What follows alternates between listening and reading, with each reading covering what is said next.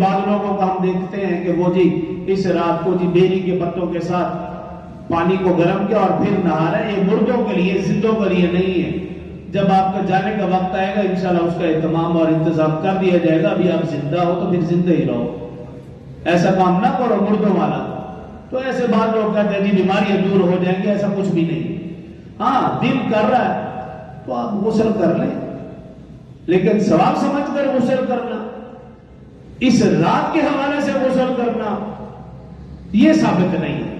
ویسے دل چاہ رہا ہے یا کوئی روٹین میں ہے تو ٹھیک ہے وہ آپ کر لیں. ویسے بھی اس دن جمعرات ہوگی تو آپ جمعے کی نیت سے غسل کر لیں اگر زیادہ تکلیف ہو رہی ہے جمعے کی نیت سے. کیونکہ ہم نے دیکھا، اساتذہ کو دیکھا، بزرگان دین سلف صالحین کو دیکھا کہ وہ جمعے کا غسل جمعرات مغرب کے بعد کر لیتے اور اسی نیت سے عبادت شروع کر دیا کرتے تھے. اسی نیت سے غسل کر لیں پھر عبادت. ویسے بھی شب جمعہ ہے تو اب شب جمعہ کی نیت سے عبادت و ریاضت پہ لگ جائے. اگر آپ کو کہتا ہے نا کہ اس رات کوئی عبادت نہیں، شب جمعہ کی تو عبادت ہے، لگ جائے. اور اس دن کا روزہ وصوم و نہارا، دن کا روزہ، یہ بھی ثابت ہے حدیث مبارکہ سے.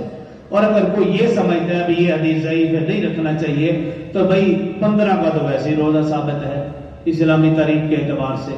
ہر مہینے کی 13، 14، 15 ایام 20 تو تب بھی انکار نہیں کیا جا سکتا. تو جس نے عبادت کرنی ہے، روزہ رکھنا ہے، اس کے لیے دلیلیں بہت، اور جس نے عبادت نہیں کرنی اس کے لیے بہانے بہت.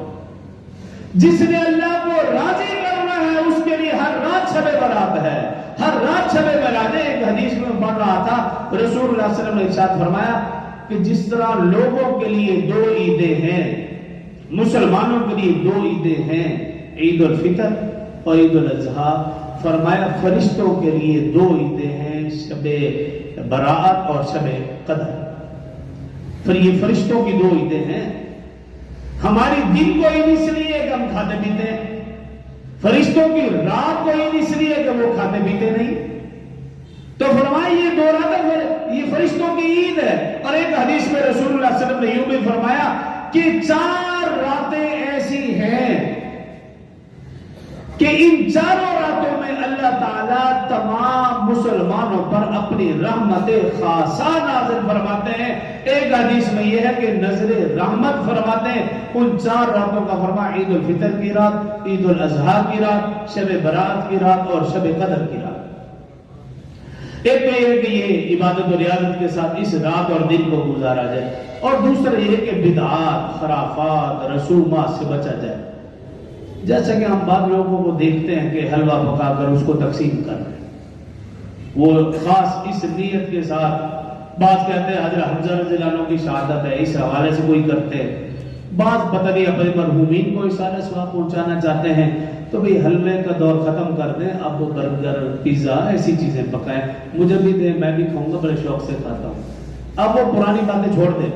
کوئی زیادہ تکلیف ہو رہی ہے تو پھر ذرا پیسہ خرچ کر لیں، زیادہ چیز پکائیں اور کسی مدرسے میں جا کر دے دیں.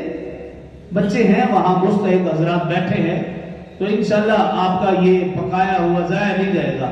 لیکن یہ کیا طریقہ؟ ابھی تک پرانی رسم، خود برگر پیزے کھاؤ اور جب اللہ کے نام کی باری ہے تو پھر حلوہ اور کھیر اور نام کے اوپر رکھ دیا، چلتے ہوئے جانوروں کی طرف کھاتے جاؤ. اب یہ پرانا طریقہ چھوڑ دو. اگر آپ نے آپ کو بدل لیا ہے تو پھر یہ طریقہ بھی بدل دو. اب نئے دور میں آ گئے تو پھر نئے طرح پیسے خرچ کر لو، پیزا، برگر، یہ چیزیں کھلاؤ تاکہ آپ کی جیب کو بھی لگے پتہ تھوڑا سا بھی یہ خرافات، رسومات کیسے کرتے ہیں.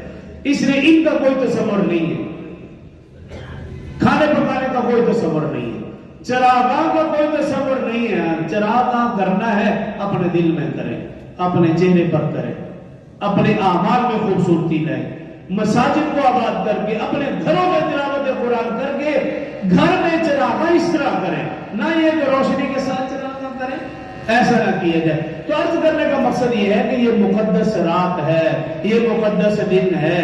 اس مقدس رات اور اس مقدس دن کو خرافات، بدعات کے ذریعے پامال نہ کیا جائے بلکہ عبادت و ریاضت کے ذریعے سے اس رات اور اس دن کو گزارا جائے. اور کچھ آداب ایسے بھی ہیں جن کے متعلق رسول اللہ صلی اللہ علیہ وسلم نے فرمایا کہ ان کی اس رات اور اس دن بھی بخشش و مغفرت نہیں ہے، وہ انشاءاللہ اگلے جمعے بیان کروں گا۔ جو کہا سنا اللہ سمجھنا عمل کی توفیق دے۔